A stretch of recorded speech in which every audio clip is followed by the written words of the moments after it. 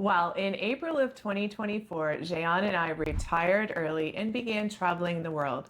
One of our biggest concerns was, do we have enough money to do this?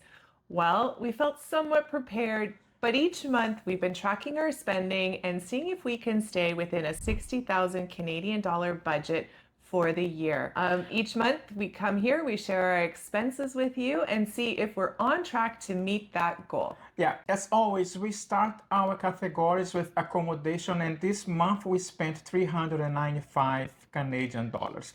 As a reference, even though we just say those numbers in Canadian dollars, you can see on your screen that we also have the numbers in American and Euro as a reference that you can use too. Yeah, and so accommodation this month really just involved our condo fees in Jean Pessoa, our hydro, and our internet there because we were staying there for 10 days out of the month of November. We also spent around 10 days in Fortaleza with Jean's family, and we are currently in Florida spending the remainder of November and part of December with our family here from Canada enjoying some sunshine in Florida. Yeah, so $395 in total for accommodation. Now let's talk about cell phones. And we spent in total 16 Canadian dollars. It does include the 2 lines that we have with Telo as well as a data plan with Iralo. Right? Yeah, but we didn't actually spend anything with Iralo this month. We haven't had to up that amount for several months right now. So it's just part of our phone system, but we didn't spend money on it this month. That is correct. The next category is clothing and personal hygiene. This came in at 414 Canadian dollars. Once we came back to the US, it was time for a few items of clothing to be replaced, including both Jean and I needed new running shoes. The ones that we had previously, we had purchased midway through the Camino de Santiago, and they were worn out. Yeah. There was no treads left basically on the bottom of them, so we needed new shoes. And me being rather tall, it's hard to come by pants. So once I come back to either Canada or the United States, I'm able to order pants that are long enough. So I did order some clothes that don't end a little too short on me. Yeah. There we go. So this is clothing, right? The next category, it's going to be eating out. And by eating out, it's basically every sort of meal that we have, including breakfast, lunch, dinner, or snacks. And in total, we spent 529 Canadian dollars. Out of this month of November, we actually went out 16 times during this month. And one of those dinners was a birthday dinner, so we did spend a little bit more on that dinner. And since we have been in the US, we have been spending a little bit more per meal eating out, just because the prices here are a bit higher than we've been used to in Brazil. Which we expected, right? It's not a problem at all. Next category is the easiest one to talk about. It's entertainment. We spent $0 on entertainment. That's simply because for us, eating out actually kind of qualifies as entertainment, but we also didn't go to any type of events or buy tickets to museums, anything like that this particular month. The next category is going to be fees and charges. And in total, we spent 139 Canadian dollars. By fees and charges is everything that we end up charging to our credit cards. And by the way, we always use credit cards to pay for those things. And this one specifically is about a service that we use, which is seats.aero, which basically help us find good deals when it's time for us to travel. And you're gonna see the result of that when we talk about travel and everything that we were able to do up to this point. But in total, 139 Canadian dollars. And if you're interested or curious as to know what seats.aero is, there'll be a link down below for you. The next category we're going to talk to you about is groceries. We spent 386 Canadian dollars, which really isn't bad considering we have been spending money here in the US on groceries while we're staying with my dad and his partner, just because they're not charging us rent, so we have to contribute, obviously. And the costs here, the prices here are more expensive. So $386 for the entire month of November is really good. Yeah. The next category is health insurance.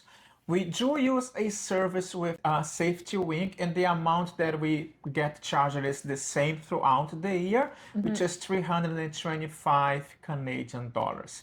Again, this amount, it does depend on your age, your health circumstances and everything, though they might change as well. True. We actually created a video talking specifically about safety wing, which we're gonna link down in the description below. Yeah. Next category is medical.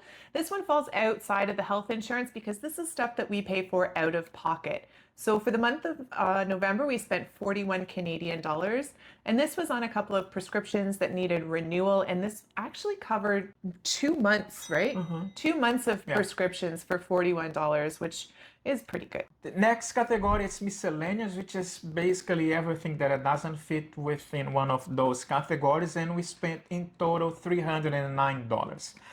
The majority of this amount is basically for gifts that we usually do to our family and even the guys at the condo who helped us out. We decided to give them a little gift to celebrate Christmas because we are not gonna go back to our condo until 2026. Yeah, they were super helpful there. Lovely, lovely people. So we just wanted to give them some Christmas presents. The next category is personal care, which came in at 161 Canadian dollars. Unfortunately, there was no massages added to personal care this month. However, it was the month where we seemed like to replace everything from shampoo to toothpaste to deodorant to razors to all of that stuff. So it added up and it came out to $161. Yeah. Next category is travel, and we spent and by the way, travel does mean all the Ubers or taxis or 99 in Brazil. We have 99,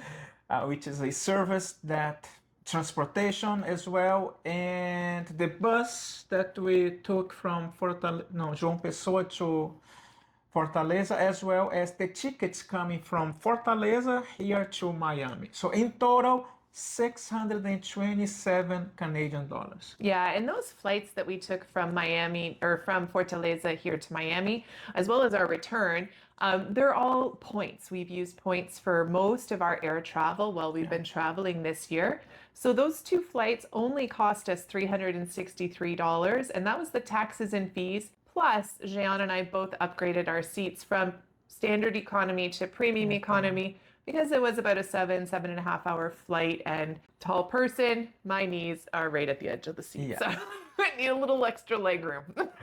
Yeah, but in total, $627. Not too bad, actually. No, not bad at all. And so for the total for the month, we spent 3,342 Canadian dollars, which that's our lowest month yet.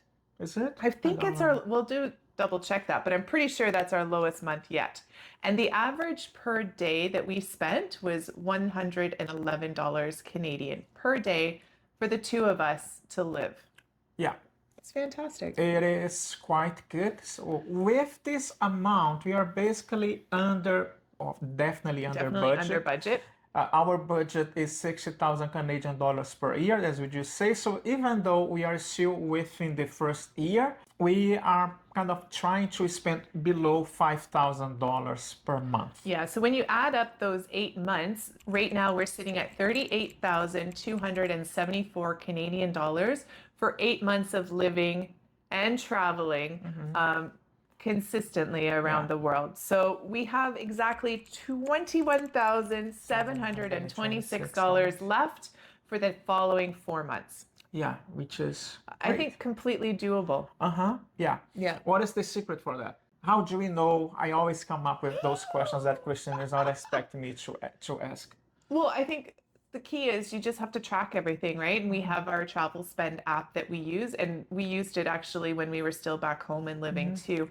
It's just a good way and a good reminder and a visual on your phone to be able to quickly glance at it and know where you are with your budget that month. And if it's mid-month and you're already tracking a little high, then you kind of have to reel it in a little bit. Yeah, we do use travel spend, as she said, as well. I basically download all the numbers and I use within our spreadsheet, which is the spreadsheet that is actually available for you if you want it for free. So we basically use those two apps. I don't know if I should call Excel an app, but there we go. So it's how we do. Yeah.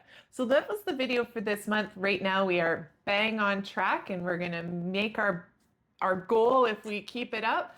But make sure you tune in next month and see how we did in December, big Christmas month. So Big who knows? Christmas month. Yeah, and if you wanted to see how we have been doing over the past months, there is a playlist that is going to show up on your screen now, so we can follow and see how we have been progressing since the beginning of our travel year back in April of 2024. Yeah.